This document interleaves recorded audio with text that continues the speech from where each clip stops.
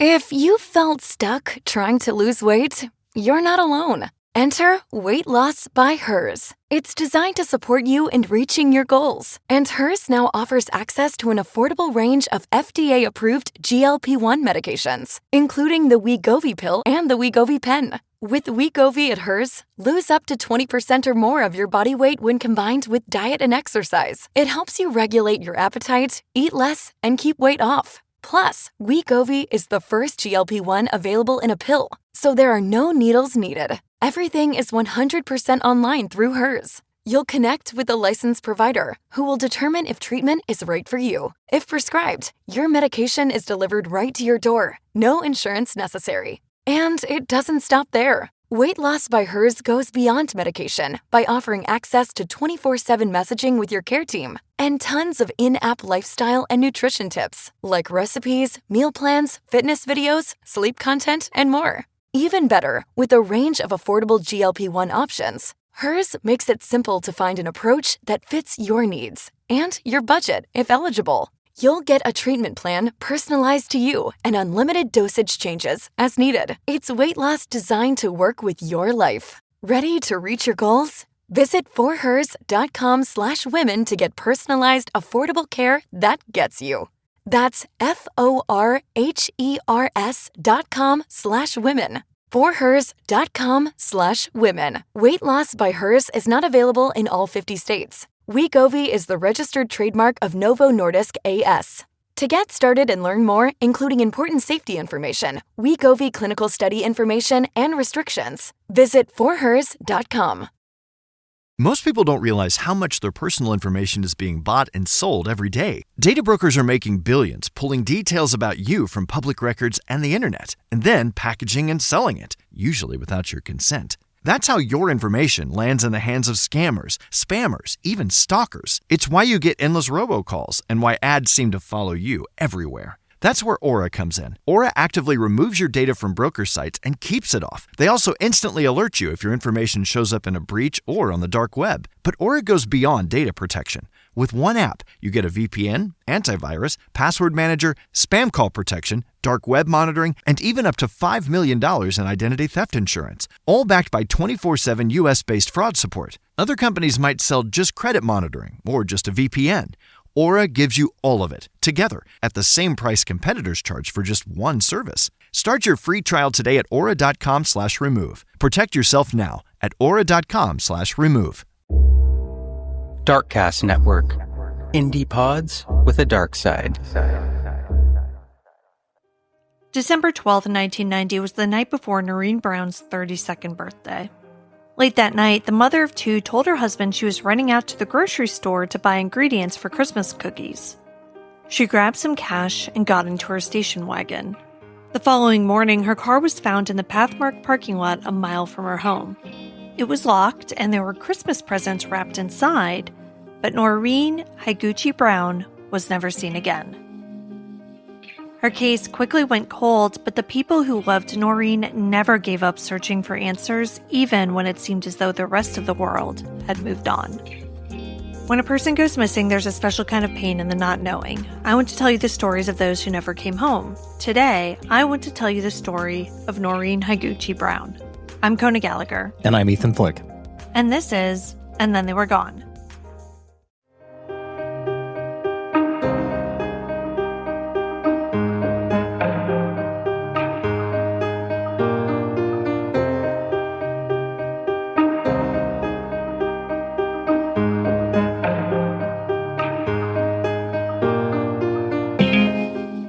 Welcome back, everyone. Welcome back. Thank you for joining us once again. I'm Kona. And I'm Ethan. And we're the husband and wife team behind this podcast. Each week, I tell you the story of an unsolved missing persons case.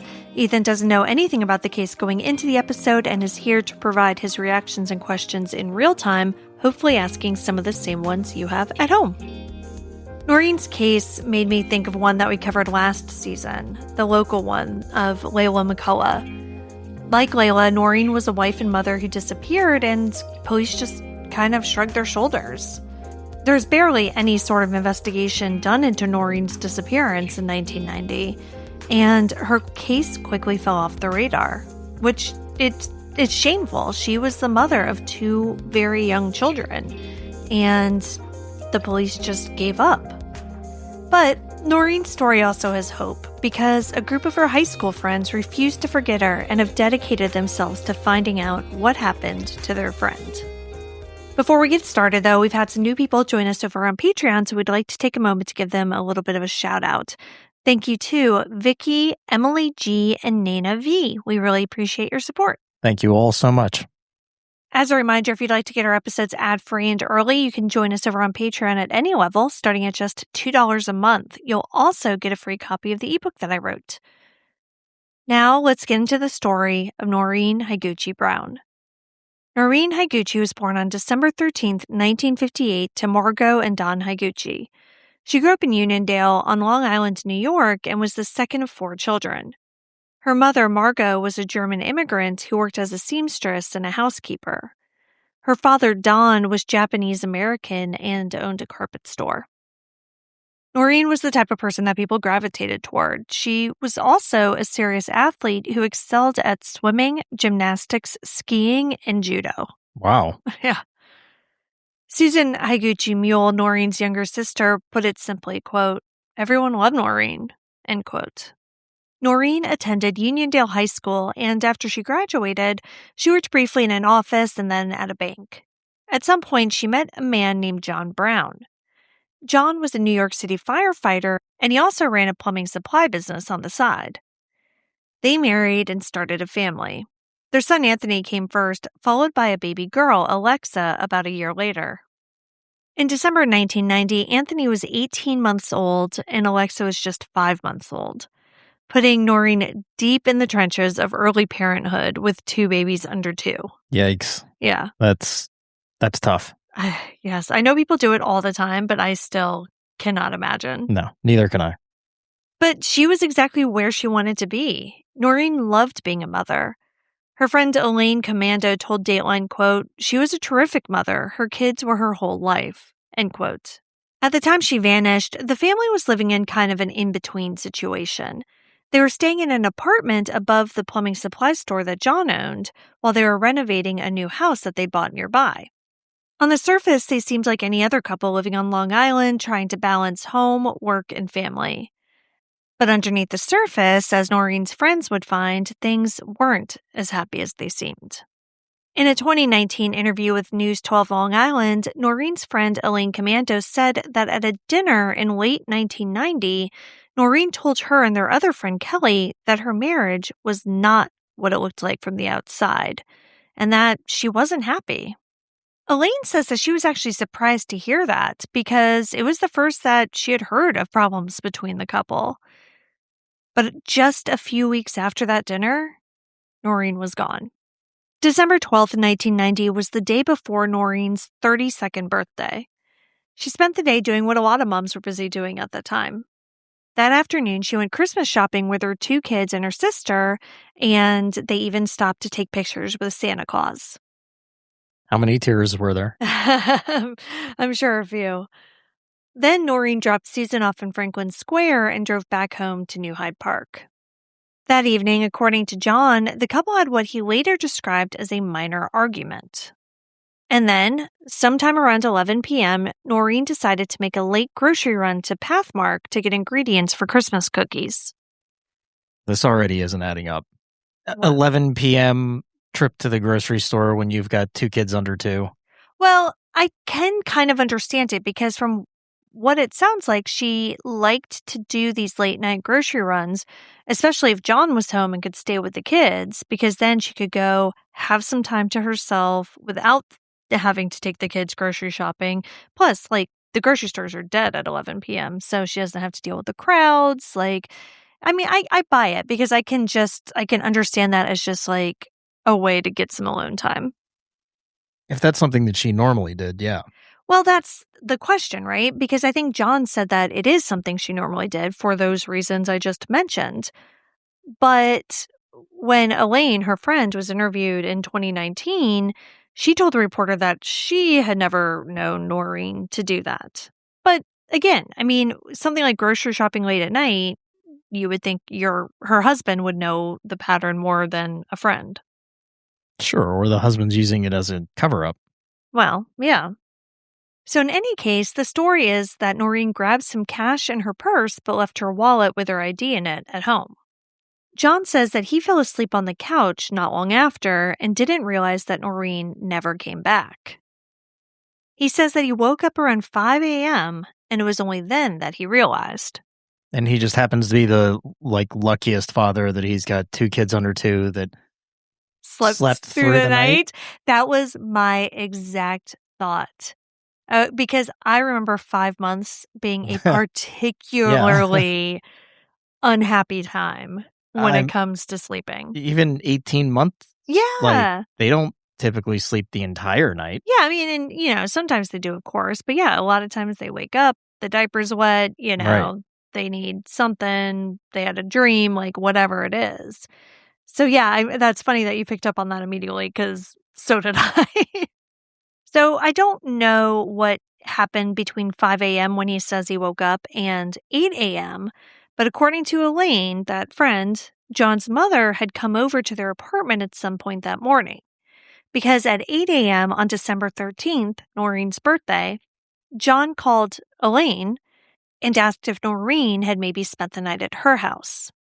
I think that the idea here is that he's like, well, we had this argument. Maybe after she went to Pathmark, she just went to Elaine's house and didn't come home.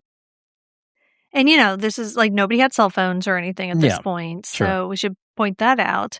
And then from what Elaine was saying, I don't know if John told her on the phone that his mother was at the house or if she heard her in the background or however that was. But Elaine is the one who says that John's mother was at the apartment that morning when he called her. So anyway, as I'm sure you guessed, Norine hadn't gone to Elaine's house to spend the night. Elaine hadn't heard from her and had no idea where she was.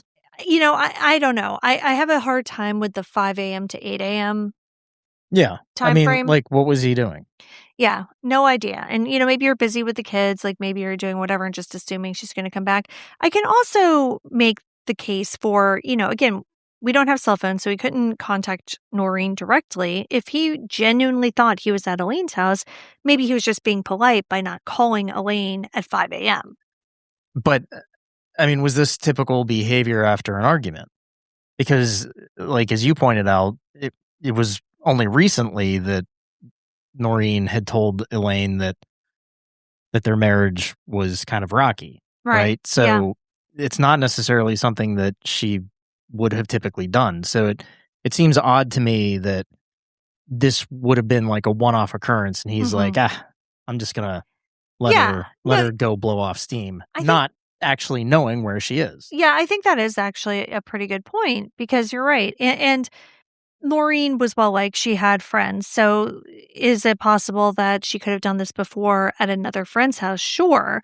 But Elaine has spoken so extensively about this that I think had Norine ever come to her house like that before, she would have mentioned it down the line. Yeah. So everything indicates that this is not normal behavior for Norine. And you're right. It seems like you would be maybe a little bit more freaked out. Yeah, if you're I the would husband. Yeah, if I just didn't show up, because I was pissed with you. Yeah, that happened a lot with my first wife. But she wasn't even pissed at me. All right, well, that's a whole other rabbit hole. But yeah, but I think that is important because, even if you're making the argument that he was just being polite to Elaine and not calling, why? It seems like he would have been a little bit more concerned. Yeah. All right, so in any case, it took him till 8 a.m. to call Elaine. But the next part is what really strikes me as odd. So they're on the phone, right? Elaine says, no, I have no idea where Norine is, have not heard from her. He tells Elaine the Pathmark story, right? John then asks Elaine to drive over to the Pathmark to see if Norine's car was in the parking lot. Why wouldn't he? Well, that's my question, because when I initially read that, because, again, anytime I'm looking at a new case, I'm reading a short summary on it Sure. somewhere, right? That only gives the high level points. And the high level points is that John called Elaine, asked her to go down to the Pathmark. So just knowing that, I was like, okay, well, they did have 2 young kids.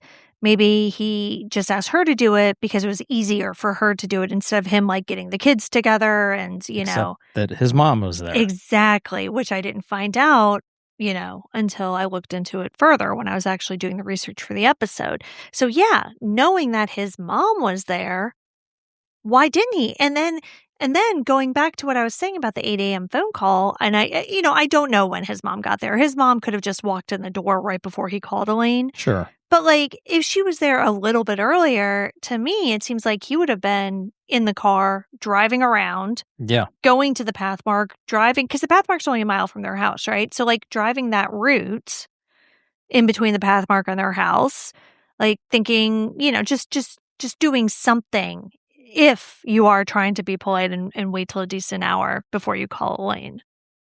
Right. But yeah, so I don't know. So but asking her. Yeah. It's almost, and I'm perhaps jumping the gun here, but it's almost deliberate in the sense that he didn't want to be the first one to find her car. Exactly. That's exactly what it feels like. Further implicates him. Yeah. Yeah. He wanted the car to be found by someone else. Like, that is absolutely the feeling that I get from this whole scenario. All right. I have a lot of questions about the Pathmark, but let me tell you a little bit more about the Pathmark. Okay. Because I might answer at least one of those questions here in a second. My first question is, what is a Pathmark? Because you don't know what a Pathmark is? No, I've never heard of that. Sorry, it is a grocery store chain in the New York, New Jersey area. Okay. Yeah. So, like, when I lived in Jersey City, like, that was my local grocery store. Was normal grocery store. Totally normal, just average grocery store. It was in a strip mall. Yeah, just picture every grocery store in a strip mall you've ever seen. Yep. And there you go. So when Elaine arrived at the Pathmark, it didn't take her long to find Norine's car. As I mentioned in the intro, it was locked, and inside were the wrapped Christmas presents from her shopping trip the day before. And, all of this seems to track with John's story. Grocery bags in the car or no? No. Okay. But here's the next fact that really bothers me. The car was parked at the far end of the lot, not right in front of the store. Outside of camera. Well, there weren't, from what I've heard from what police have said over the years, I don't think the Pathmark had cameras at all. Interesting. At least outside. Mm-hmm. I'm sure they probably had some inside, but it doesn't sound like they really had any outside in the parking lot. But yeah, even if they did, you're right. They did not. There definitely were no cameras in that section of the parking lot whatsoever. And here's the thing that bothers me about it is that this trip to the Pathmark was supposedly at 11 p.m. Like, no woman is going to be on fucking Long Island parking at the ass end of the parking lot at 11 p.m. at night. A dark parking lot. Like, that's absurd. Yeah. Like, it's not going to happen. And at 11 o'clock at night, you can't even say, oh, the parking lot was full or must have been full. That's my point. Like, if this had been a daytime trip and they found her car and it's at the end of the parking lot, okay, whatever. Like, you could explain that in a million different ways. Yeah. But there's absolutely no earthly reason why Norine would have parked there. She was just going there to buy Christmas cookies. Now, you can make the argument that she parked there because she was meeting somebody and didn't want to draw attention. Sure. I'm not saying there's only one explanation, but like one explanation that it isn't is that that's just where she decided to park to go get Christmas cookies. Mm-hmm. Where you park if you're dumping a car. Yeah. And that odd detail of where that car was parked, that's something that Elaine also picked up on immediately. So that morning, after she found the car, she went inside the store and called John back from the store phone. He came down and met her in the parking lot. He then called police, and police came, but according to Elaine, told John that he had to wait 24 hours before he could make a missing persons report. 24 hours from when she went missing, or 24 hours from when he discovered her not being home? I don't know. But either way, it's absurd because, like, even if you're looking at John's story and taking it at face value, like, it's not good. Right. Like, you have a woman who's alone, who's the mother of 2 kids, who pops out to go to the grocery store late at night and doesn't come back. Like, Right. that is an alarming situation that you shouldn't have to wait 24 hours to investigate. Well, they were just waiting for her body to turn up. I mean, seriously. Now, I mentioned that the Pathmark didn't have cameras, but an employee later said that they did recall seeing Norine's station wagon at sometime after 11 p.m. And I don't know if the circumstances are, this is, like maybe when that employee was getting off of work, remembered seeing a car parked weirdly at the bottom of the lot. I don't remember the exact circumstances, but the employee did confirm seeing the car there that night. The car, not Norine. Not Norine. Nobody reported seeing Norine in or around the Pathmark that night. And investigators have never been able to confirm that she was ever actually there.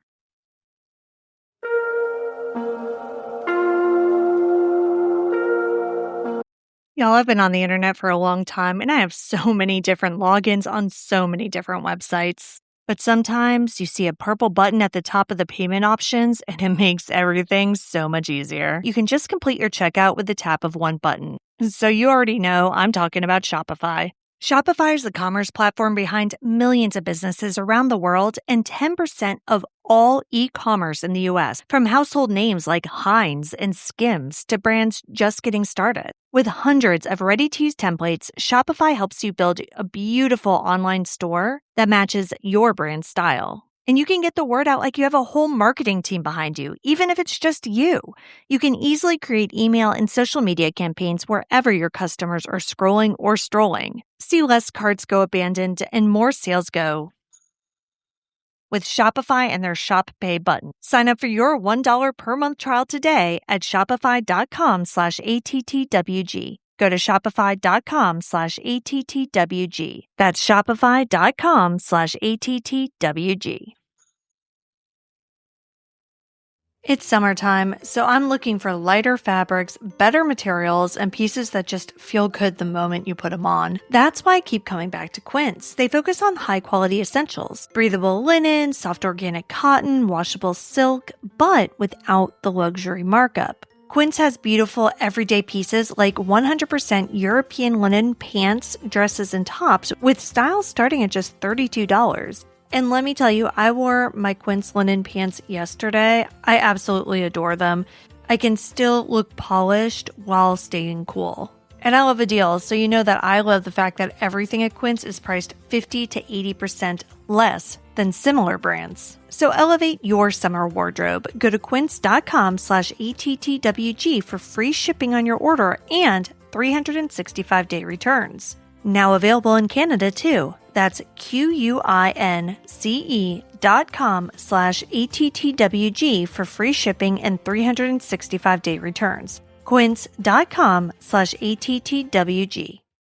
Hey everyone, I'm back to talk about Mood. They're the company that ships federally legal THC products right to your door.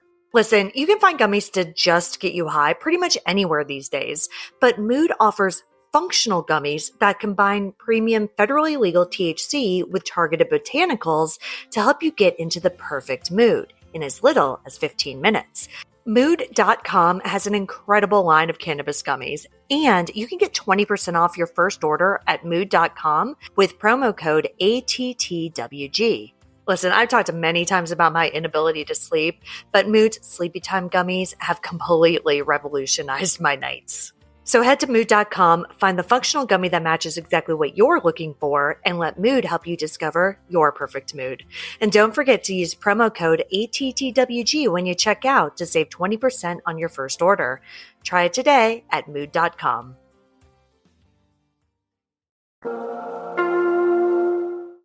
Once a report was finally taken, a search did get underway, and Norine's friends jumped into action almost immediately. Within the first week, they were putting up flyers all over Long Island. Because John was a firefighter, his firehouse joined in the search effort too. Elaine described it saying, quote, "There were family, friends, and police dogs," end quote. At one desperate point, the friends even visited a psychic who told them that Norine's body was in a park in the Bronx. They went and searched the park, but found nothing. While all of that was going on, there are things that weren't happening, and those things raised some eyebrows. According to Elaine, John did not participate in the search. Now, she finds that suspicious, but I actually will give him a pass on this one. Like, to me, it could go either way. Like, maybe, yes, it is suspicious, but I completely get why a family member would not want to go on a search like that. You don't want to be the one to find your loved one in that sort of situation. And the police don't want you to find them either, because your reaction is probably going to be to go and grab the body, disturb the scene, right? As opposed to somebody that is not that close that would, potentially spot the body, know to stay back and wait for the police to show up. Right. And I think it's exactly that reason why a lot of times authorities will tell family members specifically, do not go on these searches. Right. So, like I said, totally give him a pass on that. And I don't think that in and of itself makes him look suspicious. No, a lot of the other stuff already does. But, yeah, right. But that by itself does not. Yeah. He also hired a lawyer immediately, which, again, doesn't look great, but the husband's always going to be the suspect. Yeah. So to me, you need to protect yourself in that situation, innocent or not, I think an innocent person absolutely should also be talking to a lawyer if somebody close to you like that goes missing, because police absolutely are going to look at you, and you need somebody who's there to protect your rights. Now, where I start to raise an eyebrow is that he also did not allow police to search the apartment, the plumbing supply store, the house that was being renovated, or any other family property that he may have owned. Okay. Why? I mean, I don't know. And I will say that I can see his attorney advising him not to allow any searches. But yeah, it does. I mean, that really raises the suspicion. Yeah, that one really doesn't look great. Let's say his attorney says, retain your right to privacy, don't let them search, whatever. If you're really innocent, you've got to, it's not just blind faith on what your attorney is telling you, because your attorney's only looking at things from a legal standpoint. You have to be the one to say, okay, I didn't do anything. They're not going to find anything that's going to implicate me in a crime. So I'm going to let them search the apartment, the house, wherever, you know what I mean? Yeah. But, you never know, right? Because things can be found that can be misconstrued as evidence of something that didn't happen. It's a risk, it's a risk. But yeah, it definitely does make you look a little bit more suspicious than just hiring a lawyer and not going on the search. Now, the other thing, though, that he didn't do is speak to the press. He didn't hang up flyers. He didn't make impassioned pleas to make sure that people knew his wife was missing. He never tried to keep her story or her face out there. He never spoke about it at all. And I get it from the perspective of, I'm going to be looked at in this case, but also your wife is missing. The mother of your children is missing. And she needs an advocate. And you're not doing it. But we've also seen family members of missing children not in the forefront of the media. Yeah. And I think it's a little bit different too as the months and the years go on, that you might, as a family member, want to take a step back, it becomes too much. Yeah. But in those first days, to not go oh my gosh, help me find my wife, it's not great. Yeah. So beyond that, John completely cut off Norine's family and stopped allowing them to see the children. What the hell? A year after Norine's disappearance, her sister Susan told News 12 that she had gone from seeing her niece and nephew every day to not being permitted to have any contact with them.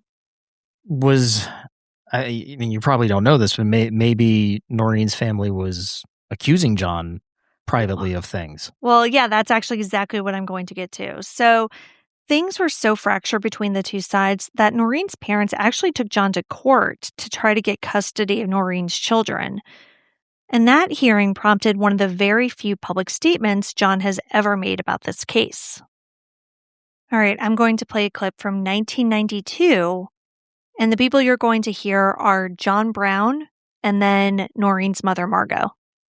The grandmother accuses me of killing my wife in front of my children and has made statements like that to my neighbors in my town, has repeatedly told me that she was going to get my children from me and take them from me. I never said anything to my son-in-law. God should strike me right here. I never once accused him of anything. So yeah, according to John, Norine's family was accusing him. I mean, if it's gotten to that point, like, I can kind of see him cutting off ties. You know what I mean? Like, accusing him of killing his wife in front of their kids. Like, that's... Well, we don't know that happened. I understand that, but that's what he said. I'm saying if we're to believe him that was happening, then I can totally understand him cutting them out. Yeah, and I will say that, in that clip we just heard, Margot says that she never did that. Never did, right. However, Susan certainly did. And she did so publicly about a year after her sister's disappearance. I think that some harm has become her. I think that I really don't believe she's alive anymore. I was over there on a daily basis, and I saw them fight daily. They had arguments and fights daily. We have been totally cut off from the kids. We're not allowed to see them anymore. I used to see them every day, and now I can't see them at all. Her husband has denied me every right to visit them. He complained that he was stuck in a bad marriage, and he complained to her best friend that he wasn't going to give her a divorce and she wasn't going to get his kids. And I mean, just everything put together just makes us believe that he had something to do with it.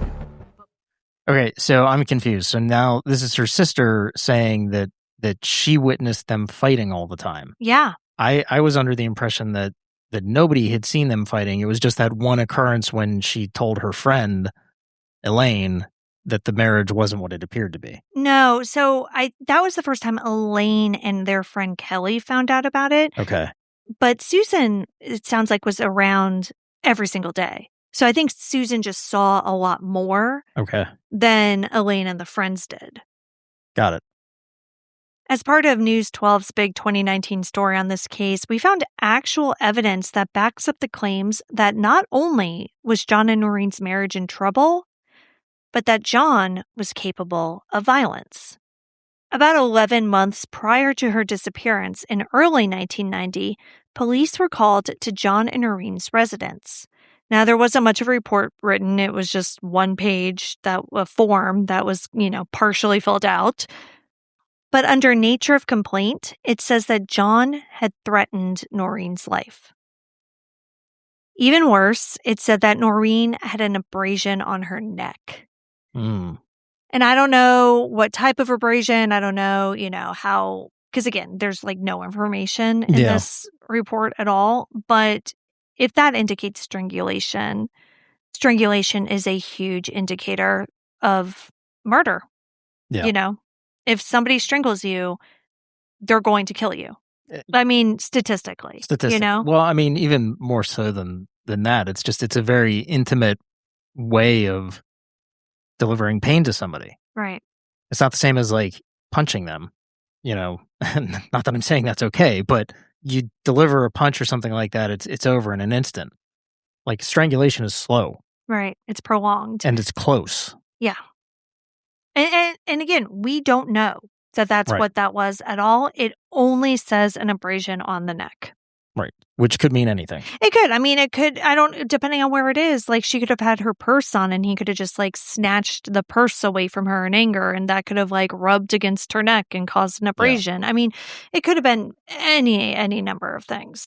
But anytime I see anything around the neck, my hackles definitely go up. The matter was referred to family court, and Norine signed off, saying that she required no further police assistance. And it seems to have just kind of been dropped after that. So let's get back to the searches for Norine, or lack thereof.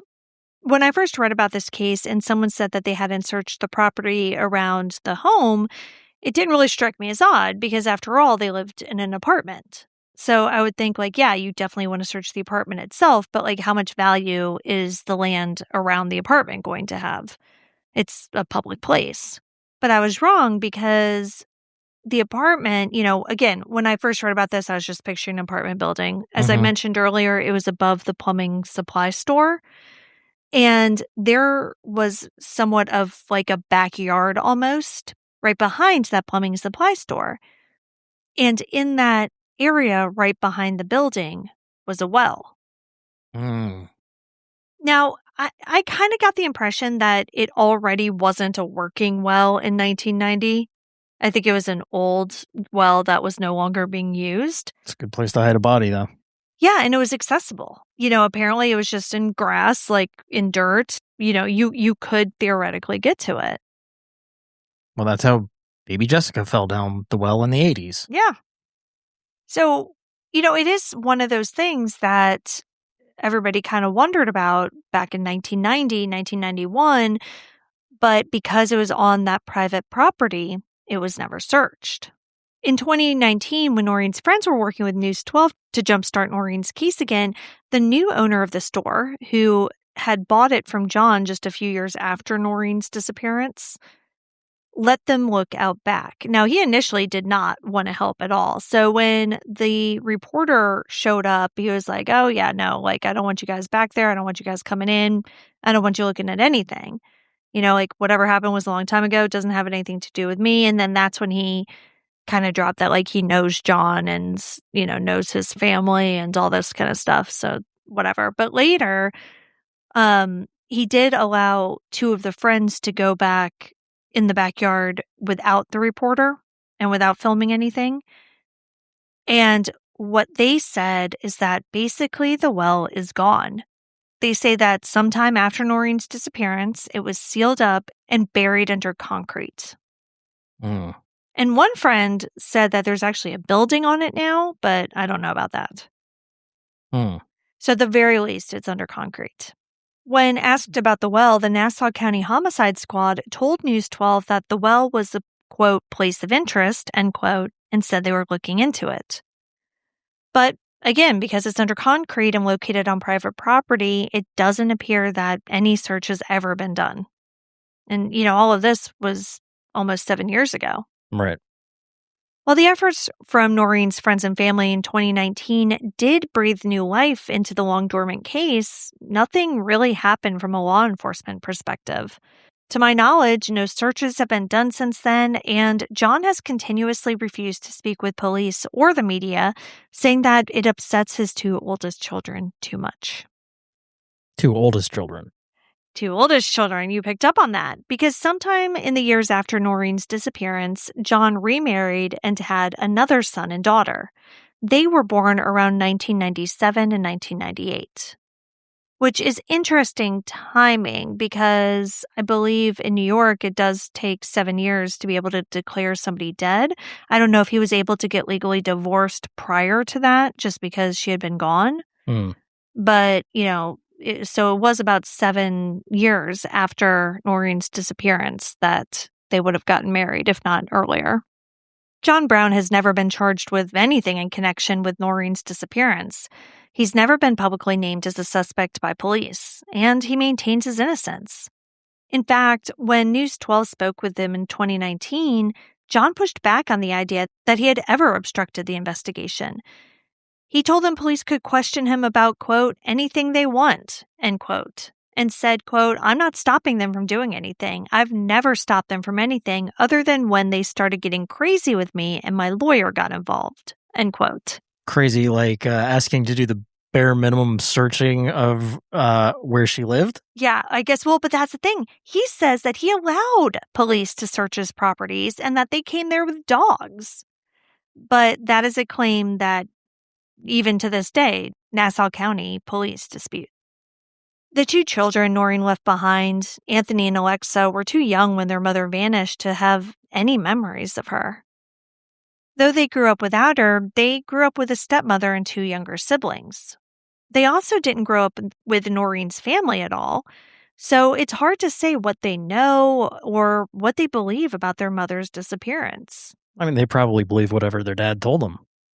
One thing we do know is that neither of them has ever had any interest in speaking publicly about their mother. In 2018, when an article was written about Norine in Newsday, Alexa couldn't be reached for comment, while Anthony only said, quote, let's not open wounds, end quote. And listen, I don't want to speculate about what Norine's children believe about what happened on December 12th, 1990. It appears as though they grew up and remained close with their father. But if they do have any questions in the back of their minds, now might be the time to ask.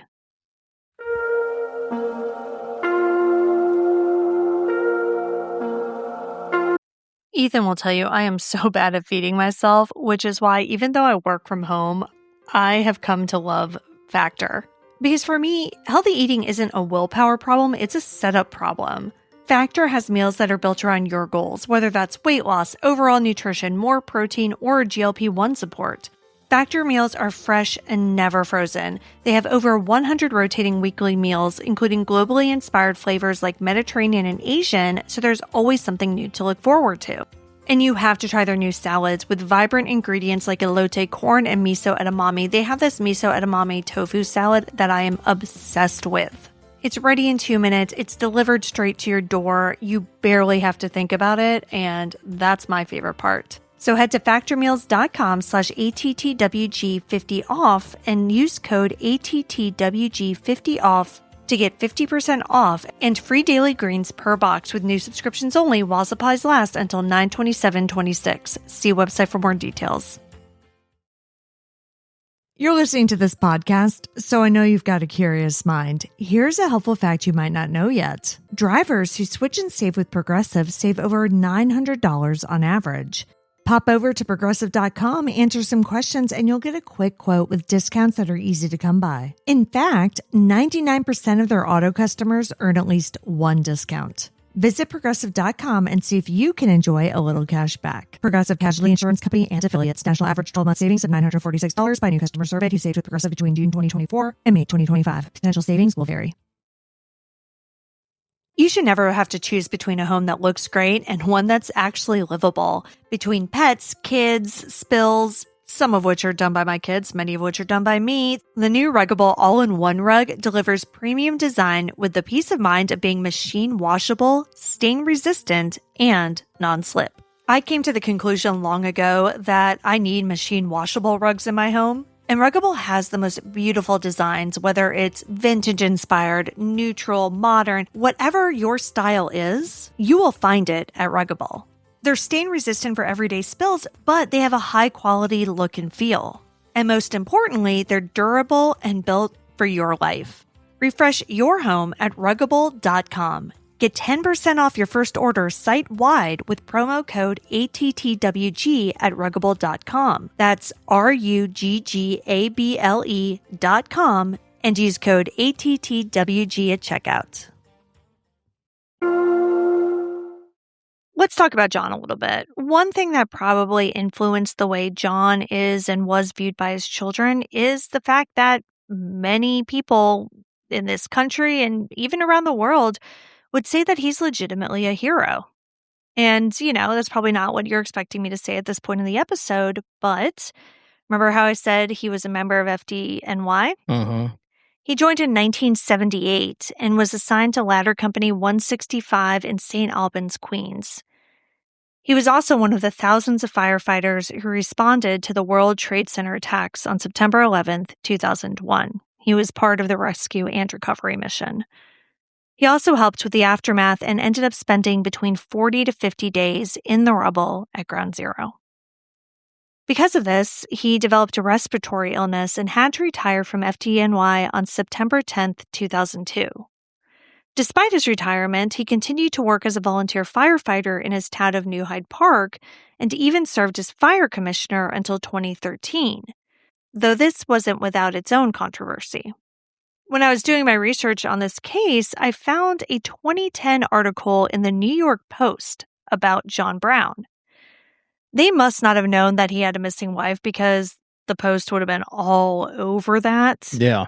Especially in the context of what this article was actually about, which was them basically accusing him of scamming New York taxpayers. Oh. Here's an excerpt from the article titled, "He's Got Money to Burn." Quote, "A disabled," in quotes, "city firefighter is still battling blazes while he rakes in a taxpayer-funded pension.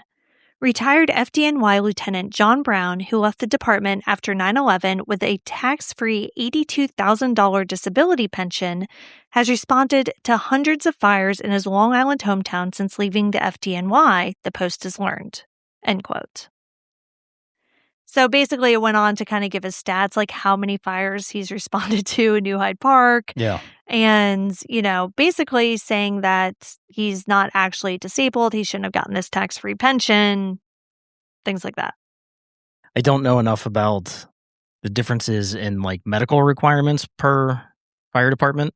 Like FDNY may have a more strict medical requirement or background than maybe a smaller fire department. And maybe that's why he was able to get, but he was also a volunteer too. Right. And that's what it sounds like. So if you read the full article in the Post, it does kind of go into that, basically saying that, hey, my the New Hyde Park doctors cleared me. Like they said I was good to go. So I was going to do it. Yeah. And he actually spoke to the Post. So, unlike with his wife's disappearance, he was fine to talk to the press, saying, quote, "It's my own decision to go into fires at my own risk with a volunteer organization. I am a fireman. I still believe I can do the job." End quote. Basically, he says that what happened with FDNY is that once they realized that the health of firefighters was being affected by having spent so much time at Ground Zero after the attacks, they started making all of the firefighters who had been there undergo like more medical tests. Right? Yeah. Totally normal. So he said that he did that just like everybody else. And because of that, they uncovered this illness and forced him to retire, even though he still felt that he could serve as a firefighter. And he says he was even like up for captain. Like he did not want to retire. So he was telling the Post, he's like, listen, yeah, I got this pension, but that wasn't my goal. Like I would have rather just stay on the job. So while he couldn't stay with FDNY, he did serve with New Hyde Park for the next decade. But here's how this relates to what I said before the break, that now might be the time for his two oldest kids to start asking questions if they have them. Because that respiratory illness is coming back. It already came back. Yeah. In November 2025, John Brown died. And according to one obituary, it was from his World Trade Center related illness. He was 67 years old. Shortly after Norine's disappearance, John moved out of the apartment he shared into the home that he was renovating. As I mentioned earlier, he sold the plumbing business a few years later, so the family doesn't own that building, but they do still own the home on Falmouth Avenue and any secrets that it may hold. But they might not be interested. They've lived their entire lives without their biological mother. Maybe they just want to leave it in the past and not confront what could potentially be some awful truths. With that said, when you look at the circumstances of Norine's disappearance, where the car was parked, the fact that no one could place her at Pathmark, the fact that she's never shown up in the interceding decades, the history of domestic violence, it's kind of difficult for me, a layperson, to see how the police didn't, and apparently still don't, have probable cause to do any searches on their own. Because I'm looking just from direct experience, I'm looking at the Mom to Kafla case, which, as all of you know, I've been following since day one. Manassas Park didn't really have much more on Naresh than Nassau County had on John Brown. And they were able to get a search warrant. And once they got that search warrant, what did they find? They found blood. They found, a saw that also had blood on it. Like they found all of these things that then strengthened the case and allowed them to make an arrest. Right. So I get that they don't have enough evidence to arrest this man for anything. I mean, obviously before he died. But I very much understand that. The part I'm struggling with is how they didn't believe they had probable cause to even have a single search warrant. Yeah, that's astounding to me as well. I'm not a cop. You are, but this is not your my area at all. No. Maybe there is some very good reason that we're both missing. I mean, I could potentially see, a DA or even, a detective in the police department saying, well, that judge is never going to go for it because we need more or whatever. Mm-hmm. Initially. Yeah.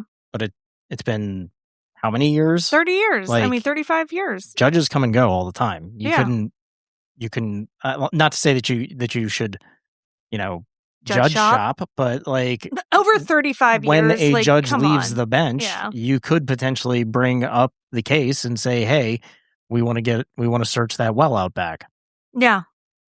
But it doesn't appear as though that's ever been done. As for the theories of what happened to Norine Brown, there are the usual possibilities. No one seems to think she left voluntarily, but oddly enough, the circumstances of Norine's disappearance are pretty similar to another case that has been in the news recently, Michelle Hundley Smith.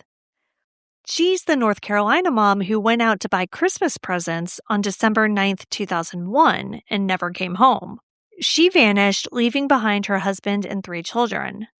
Then, 24 years later, in February 2026, authorities located her.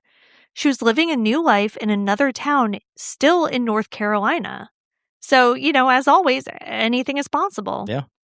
But most people close to Norine don't believe that she's out there. They believe that she was murdered on December 12th, 1990. But the question is, by whom? John and presumably those close to him believe it was a stranger abduction. Someone grabbed her at or near the Pathmark that night and took her.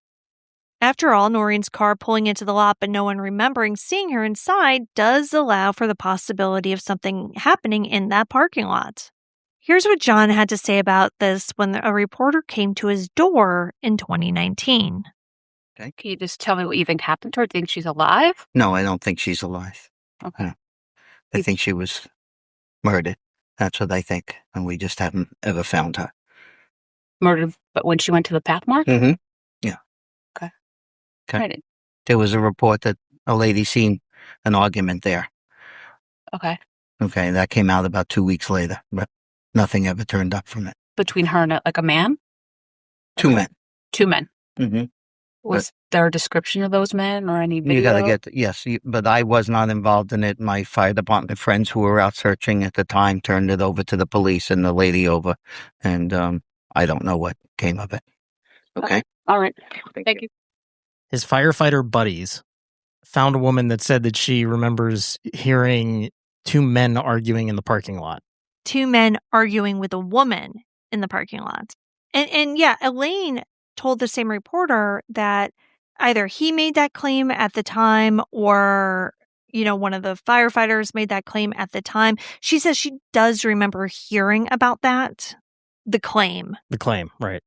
But she has no idea if that's true.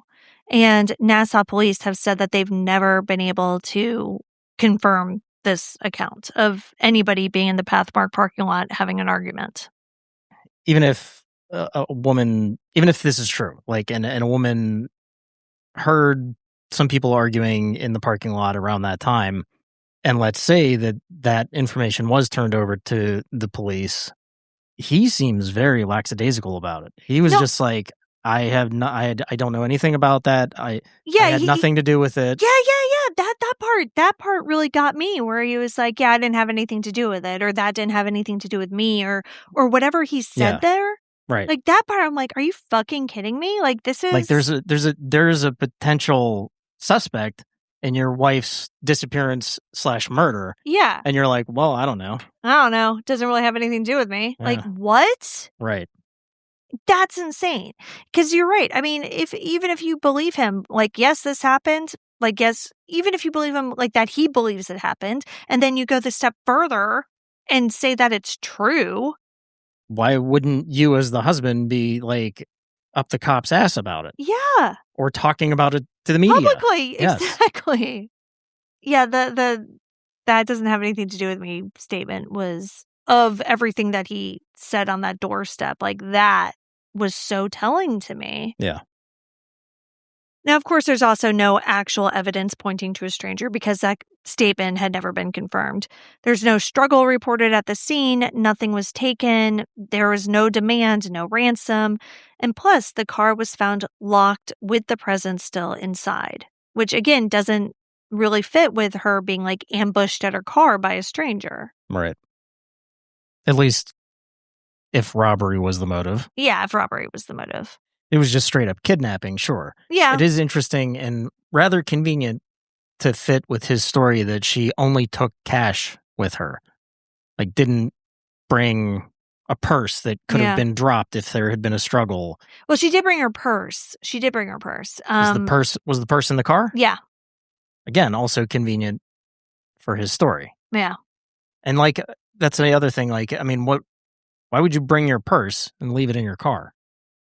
Well, if you're going shopping. Right. I guess, his theory was that she didn't make it. Something happened beforehand. But then, like, why was the purse in the locked car? Right. Exactly. Yeah. None of that makes sense. No. And she definitely didn't make it into the store because no employee remembers seeing her. Right. Which, that's fine. Like, but at 11 p.m., I think they would have. Yeah, they would have. But also, she never made it back to the car. Yeah. Because there were no grocery bags in the car. No. The third possibility, of course, is that Norine never made it out of the house that night, and the person responsible was someone she knew. Friends have described a troubled marriage and a woman who wanted out. Norine's own sister went to News 12 in the early 90s and said she believed John had killed her. There was a, quote, minor argument the very night she disappeared. And the next morning, the first call John made was to Elaine, not the police. And then he sent her to be the one to find Norine's car. Friends and family say that John never publicly searched for his missing wife or appealed to the media. He hired an attorney and declined to allow police onto his properties. And a well on one of those properties has been called a place of interest by Nassau County Homicide, and as far as we know, has never been searched. The only reason we can even talk about Norine this week on this show is really because of her friends and her family and the effort that they've put in over the years. So I want to end there because it's a part of this case that, can actually give you some hope. For years, Norine's disappearance had essentially gone quiet. And in 2005, her mother died without ever knowing what happened to her daughter. Then, around 2018, her old Uniondale High School class held their 40-year reunion. Her classmates got to talking. They realized that nobody had ever found out what happened to Norine, that the case had simply gone cold and stayed there. So they got to work. They reached out on social media. They peppered the Nassau County Police Department with requests for information. They worked with Norine's friend Elaine and her sister to push the case back into the spotlight. And it was that renewed pressure that led to that in-depth News 12 story that I've been talking about throughout this episode. But as amazing as all of that is, there's still been very little movement from the police, at least not publicly. December 13th, 2025 would have been Norine's 67th birthday. Her son Anthony and her daughter Alexa are in their 30s now, older than their mother ever got to be. Somewhere out there is the answer to what happened to Norine Higuchi Brown on the night before her 32nd birthday. Somebody knows, and her friends, after 35 years, are still asking.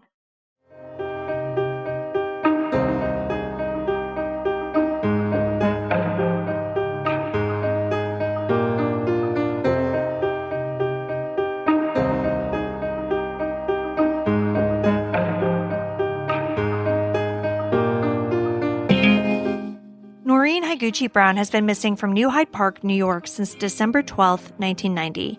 She's a biracial woman of Japanese and German descent, with brown hair and brown eyes.